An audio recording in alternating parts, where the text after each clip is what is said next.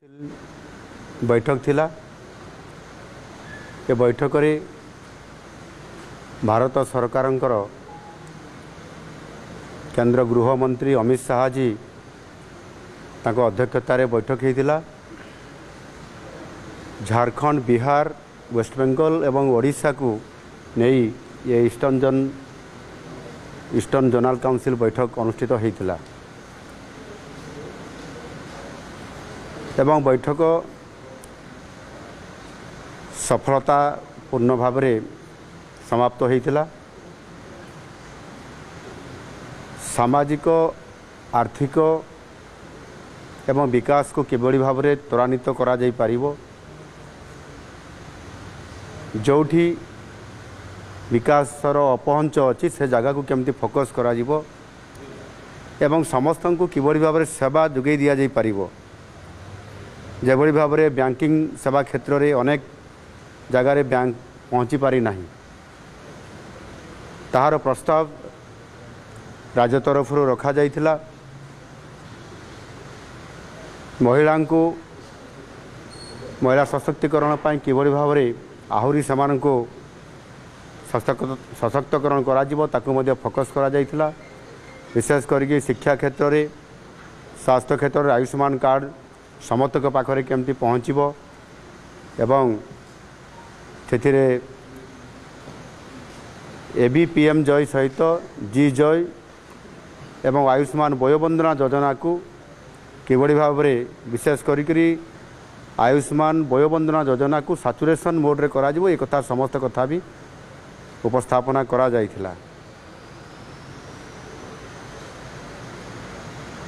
बड़ कथा होची गृहमंत्री जेहेतु यार अध्यक्षता करुथिले एवं तांकर जो बड़ आह्वान अच्छी आसंता 31 मार्च 2026 सुधा संपूर्ण भाव में जो नक्सल बा माओवादी जेभली भाव में तांको दमन करा जिवो बा संपूर्ण समाप्त करा जिवो सेथिपाई याकु मध्य फोकस करा जाइथिला एवं से जेभली भाव में ऑपरेशन मोड रे अछंती सेथिपाई तांको मध्य धन्यवाद दिया जाइथिला। एवं ओडिशा एवं झारखंड, बिहार एवं बेंगल ये चारोटी जो राज्य ता भितरे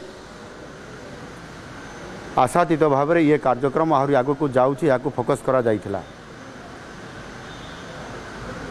एग्रीकल्चर क्षेत्र में जेभली भाव में सियर्न योजना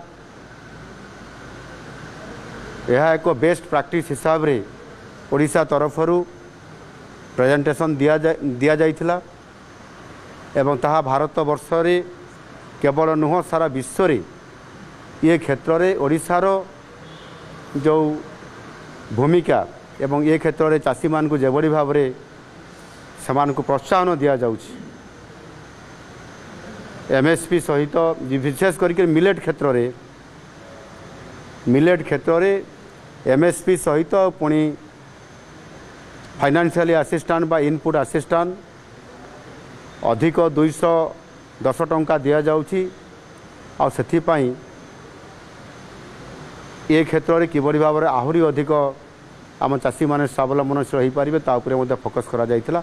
मोटामोटी ये कार्यक्रम ये चारोटी राज्य पाई स्वतंत्रता थिला एवं सामाजिक आर्थिक दृष्टिकोण किभली भाव में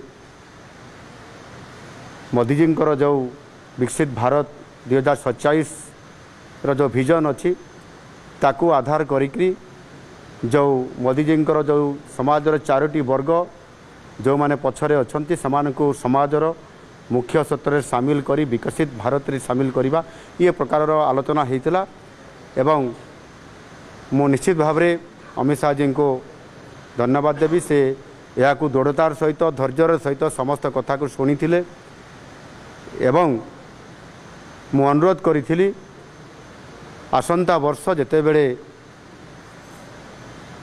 ईस्टर्न जोनल काउंसिल बैठक हम ओडिशा रे करा जाऊ ये कथा को प्रस्ताव रखी एवं से सहमति हेले एवं राजी हेले घोषणा भी करले एवं से अनुरोध करले से आमको प्रस्ताव भी देले जे पुरी रे करा जाऊ बोली। आ महाप्रभु जगन्नाथंकर क्षेत्र में पुरी में करने ताहा मध्य घोषणा करिसेंती। एणु निश्चित भाव में आम ओडिशा प्रति तांकर जो भावना एवं फोकस करवा यहाँ अधिक से गुरुत्व देइछंती। निश्चित भाव में ओडिशा समृद्ध ओडिशा एवं विकसित ओडिशा आड़ को जाऊँगी।